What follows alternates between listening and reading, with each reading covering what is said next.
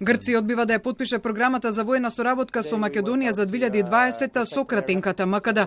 Според доверливите документи кои ги објавија грчките медиуми, Генералштабот на грчката армија не сака да ја потпише програмата со ознаката утврдена со Преспанскиот договор, туку инсистира евентуално тоа да биде направено под полни темиња на двете држави со цел да се избегнат кратенките за земјите.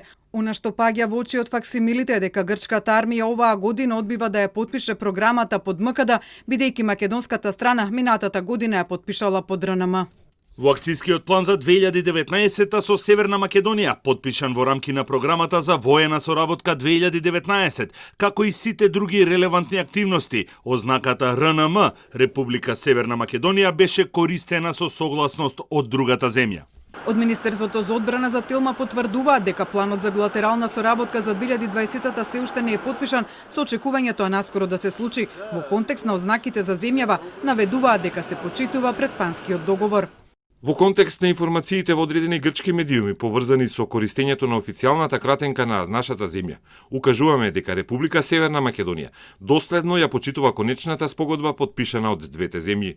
Од Министерството наведува дека станува збор за план за соработка во одбраната за 2020-та, во кој Министерството за одбрана побарало да се користи кратенката МКД. Посочуваме дека и во иднина со исклучително внимание ќе се грижиме конечната спогодба да биде доследно и во целост почитувана од двете страни. Грчките медиуми веста за инсистирањето на МКД од македонска страна го толкуваат како прекршување токму на Преспанскиот договор и обидна земјава на мала врата да го вметне користењето на името Македонија во односите со Грција.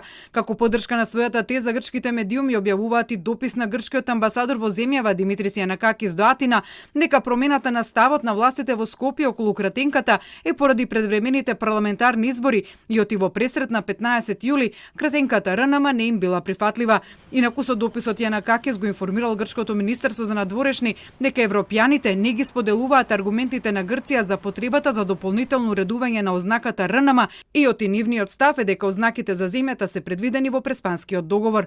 Телма побара став и од НАТО под која ознака се води земјава во НАТО и дали незина земја членка може да бара земјава да користи кратенка која не е предвидена со договорот од Преспа, на што не добивме директен одговор, туку став дека земјата станала членка на НАТО под името Република Северна Македонија.